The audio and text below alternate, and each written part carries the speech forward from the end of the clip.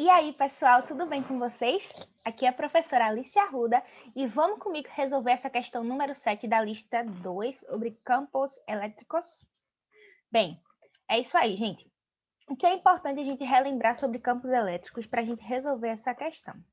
Olha, essa questão está falando sobre uma partícula de massa 2,5 vezes 10 a menos 21 kg, uma partícula de massa tal, ela se move 4 centímetros a partir do repouso, entre duas placas metálicas carregadas que geram um campo elétrico uniforme de módulo igual a 1 vezes 10 a quinta Newton por Coulomb. Olha só nessa primeira frase eu já sei que essa minha partícula de massa tal aqui, ela tem que ter uma carga, gente. Ela não pode ser uma partícula neutra, ela tem que estar ionizada. Por quê? Porque, veja, ela partiu do repouso. Se eu tenho uma partícula no repouso, pela primeira lei de Newton, ela só vai sair do repouso, ela tende a ficar no repouso, né? Pela segunda lei de Newton, só vai sair do repouso se uma força externa atua nela, certo? E aqui, quem foi que ele falou que atuou, gente? Ele disse que a partícula, sob a ação de um campo elétrico uniforme, é que ela se moveu 4 centímetros. Para uma partícula sentir a presença de um campo elétrico, ela só sente se ela tiver carga. Se ela não tiver, ela não vai sentir o campo elétrico, vai ficar ali paradinha. Ou seja, eu tenho certeza, só a partir dessa primeira frase, né, fazendo essa análise, você como o estudante de física que você está sendo, você já consegue imaginar que essa partícula aqui tem que estar carregada. Porque senão ela não ia sair do repouso e andar 4 centímetros, porque ela não ia sentir o campo elétrico. Considerando que para percorrer essa distância, ela gastou esse tempo aqui, a opção que dá corretamente o valor da carga elétrica. Então tá, vamos fazer uma breve revisão do que é que está acontecendo. Gente, isso que eu falei, né, sobre a partícula só sentir o campo elétrico se ela estiver carregada, tá escrito aqui. Porque o que é a partícula sentir um campo elétrico? É esta partícula aqui carregada, certo? Essa partícula aqui está carregada, ela tem uma carga positiva ou negativa. Ela gera um campo elétrico. Ela solitária lá, sem interação com nenhuma carga, ela tem um campo elétrico. Mas para ela poder sentir a presença de outro campo elétrico, para surgir uma força elétrica nessa partícula aqui, eu obrigatoriamente tenho que ter outra partícula interagindo com ela. Essa outra partícula também tem um campo elétrico. E vai ter uma distância entre elas, certo? Perceba que quanto maior for o módulo dessas cargas, maior é a força elétrica. E também perceba que quanto menor essas cargas, menor essa força elétrica. De forma também que a gente pode perceber só olhando para a fórmula, quanto mais distantes uma carga e a outra estão, menor é a força elétrica. Ok. E agora, gente, mas olhando para aqui, como é que você sabe que se por acaso essa nossa partícula lá de massa M não tiver uma carga, por que ela não vai sentir o campo elétrico? Porque, veja, se ela não tem carga, então o valor da carga dela é zero. E a força elétrica vira o quê?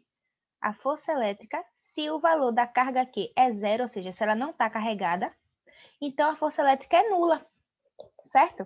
Por isso que eu falei que se essa nossa partícula não tiver uma carga, ela não ia conseguir andar 4 centímetros, ela ia continuar lá paradinha, certo? E também acabei de relembrar vocês, gente, que o campo elétrico, ele não depende de uma carga interagir com a outra, certo? É só a carga existir, está carregada, está ionizada, certo? Ou alguém arrancou elétrons dela, ou deu mais elétrons, né? Ela tem uma carga, e aí ela gera um campo elétrico. Lembrando, cargas positivas geram linhas de campo que saem da carga, enquanto cargas elétricas negativas geram o campo elétrico com linhas de campo entrando, certo? Por isso que aqui, ó, entre essas duas placas metálicas, uma carregada positivamente e a outra carregada negativamente, nós temos o campo elétrico partindo da placa positiva para a placa negativa. Ó, gente, essa análise aqui que a gente vai fazer para entender como é que pode sair uma partículazinha de um ponto A, por exemplo, e ir parar no ponto B entre, né, duas placas, sofrendo a ação aqui desse campo elétrico, como é que a gente vai conseguir calcular essa quantidade de carga? A gente precisa entender o que é que acontece entre duas placas. Veja só, para a gente saber essas linhas de campo aqui, como é que elas são, né? Elas são assim, a gente sabe que elas são retilíneas. Mas, para a gente poder dizer considerar que isso aqui é verdade, a gente tem que dizer que essas placas metálicas aqui são infinitas. Infinitas como assim? Que não tem como ter placas metálicas infinitas. Imagina que você tem duas placas metálicas, você pega uma lupa, pá, olha bem de perto das placas metálicas, você não consegue ver onde é que elas terminam. Então, naquela análise ali, elas são infinitas. Quando a gente faz isso, a gente pode dizer que o campo elétrico está sempre assim, ó, uniforme, gente. Uma linhazinha reta sai da carga positiva e entra aqui na placa carregada negativamente, certo? E se a gente não fizer isso, o que é que vai dar problema? Você não iria saber como é que o campo elétrico iria se comportar aqui, por exemplo, na borda, se você não considerar que ela é infinita. O campo elétrico podia fazer uma curva, e aí, como é que o cálculo vai ficar? Né? Vai ser outra coisa.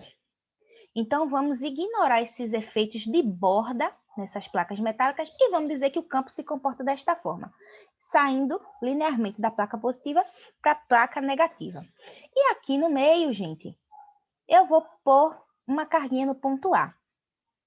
E aí, o que é que faz essa carguinha sair do ponto A para o ponto B? É a força elétrica que vai atuar nela devido a este campo elétrico. Ou seja, a força resultante em uma carguinha aqui no meio vai ser igual à força elétrica que vai atuar sobre ela, certo? Em quem? Na nossa carguinha aqui. E quem é esta nossa força elétrica? Veja aqui, pela nossa definição de campo elétrico, o campo elétrico que atua na carguinha Q é igual à força elétrica dividido por essa carguinha. Ou seja, a gente pode dizer que a força elétrica que vai atuar na nossa carguinha Q é igual à carguinha Q vezes o campo elétrico que atua nela, certo? Perceba, este campo elétrico aqui é o campo elétrico em que ela está inserida, não é o campo elétrico dela, certo? O campo elétrico que ela gera, quem sente é outras cargas ao redor dela, mas esse campo elétrico aqui é o campo elétrico que as placas estão gerando na nossa carguinha Q. Então, a força elétrica é a própria carguinha Q vezes o campo elétrico que ela está sentindo. No caso, ela está sentindo dessas duas placas. Isso é igual à força resultante, que vai ser igual à massa da nossa carguinha vezes a aceleração dela. Olha aqui, gente, a carga da nossa partícula vai ser igual a massa vezes a aceleração dividido pelo campo. Temos todas essas variáveis fornecidas pelo problema? Não. Vamos observar aqui, a gente tem a massa, ok. A gente precisa da aceleração, a gente não tem. A gente precisa do campo elétrico, também temos. Então, a gente tem que ir atrás do quê? Tem que ir atrás da aceleração. Como é que eu vou achar a aceleração num problema que é sobre campo elétrico? Ué, usando o que você sabe sobre leis de Newton, minha gente. Se é um movimento acelerado que tem aceleração, então isso aqui é o quê? Um movimento uniformemente variado. Então, como é que a gente faz, como é que a gente calcula o deslocamento em um movimento, movimento uniformemente variado?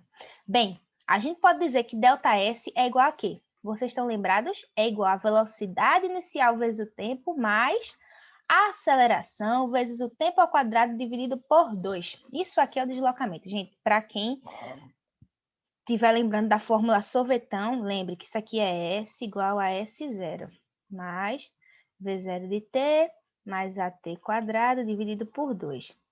E por que eu botei ΔS? Porque eu passei esse S0 para o lado de cá e fiquei com S menos S0. Isso aqui é variação de S, variação da distância, então é ΔS. Ok. Então, a partir daqui, conseguimos achar quem é a aceleração. Então, vamos achar a aceleração. Por que dá para achar a aceleração a partir daqui? Porque a gente só precisa saber o tempo, a posição inicial e a posição final. Ou seja, a distância que percorremos. Quem é a distância que percorremos? 0,04 metros. Sabemos o tempo que durou o movimento. Sabemos também a velocidade inicial. Então, a gente sabe tudo para achar a aceleração. Vamos calcular. Eita. Só um segundo aqui. Vamos calcular aqui. Pronto. Reescrevendo, deslocamento igual a velocidade inicial vezes o tempo, mais a aceleração que a partícula sofreu, vezes o tempo do movimento para se deslocar isso aqui, dividido por 2. Olha só, quem é ΔS? 0,04. Quem é a velocidade inicial? Nula. O problema é que eu disse que era nula.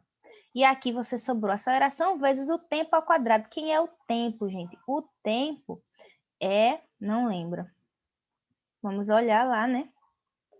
O tempo é 4,10 a menos 6 segundos. 4 vezes 10 a menos 6. Segundos, isso aqui está ao quadrado, dividido por 2. Certo? Então, jogo 2 para lá, a gente vai ter 0,04 pode ser escrito como 4 vezes 10 a menos 2. Igual a aceleração vezes 4 vezes 10 a menos 6, isso aqui é ao quadrado.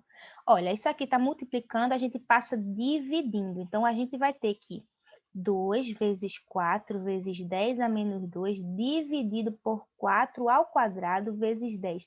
Gente, como é que a gente multiplica quando a gente tem, por exemplo, assim, ó, 10 a menos 6 elevado a 2, a gente multiplica um pelo outro, tá? Então, vai ficar 10 vezes menos 6 vezes 2. Então, vai ficar 10 a menos 12. Então, aqui, você tem 10 a menos 12 igual à aceleração. De forma que a aceleração é igual a 4 ao quadrado é 4 vezes 4. Que vai dar 16, né? Mas a gente pode cortar 4 com o 4 de cima. Então, eu fiquei que a aceleração é igual a 2 dividido por 4 vezes 10 a menos 2. Olha, isso aqui está no denominador. Eu posso passar para o numerador, porém, o sinal daqui muda, fica positivo quando eu passo para o numerador. Então, vai ficar mais 12. Então, veja, 2 dividido por 4 é 1 dividido por 2. Concordam? 1 dividido por 2 vezes 10 elevado a 12 menos 2, minha gente, dá 10. Certo? A aceleração vai ser que unidade? Vai ser metro por segundo ao quadrado ou não vai ser isso? Vai ser outra coisa? Bem, vamos ver se a gente fez o cálculo de forma correta. A gente usou aqui 0,4 em metros, né?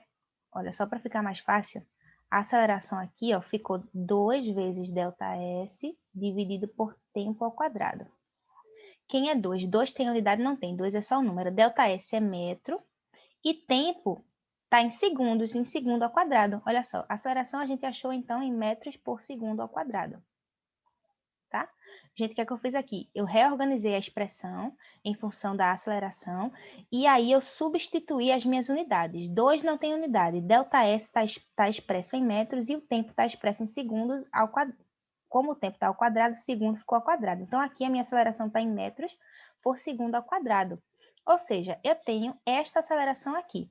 Então, vamos lá agora achar quem é a carga. Da outra transparência, a gente viu que a carga é igual a massa vezes a aceleração dividido pelo campo elétrico. Então, a minha carga é igual a massa, que eu também não lembro quanto é. Eita, vamos apagar aqui. A massa é 2,5 vezes 10 a menos 21. Ok. Oxente.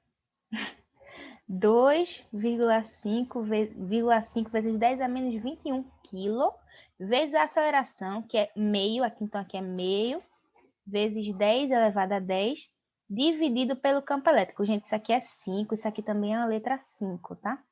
Letra não, número. Vamos ver quanto é o valor do campo. 1 vezes 10 a quinta Newton Coulomb. Então, 1 vezes 10 a quinta, certo? Quanto é 2,5 vezes meio? 2,5 vezes meio é a metade de 2,5. A metade de 2,5 é 1,25. E ficamos sem espaço. Vamos arrumar espaço. Pronto, tá aqui. 2,5 vezes meio vezes 10 elevado a menos 21 vezes 10 elevado a 10 dividido por 10 elevado a 5. Isso aqui é a carga. Então, 2,5 vezes meio, vamos ter 1,25.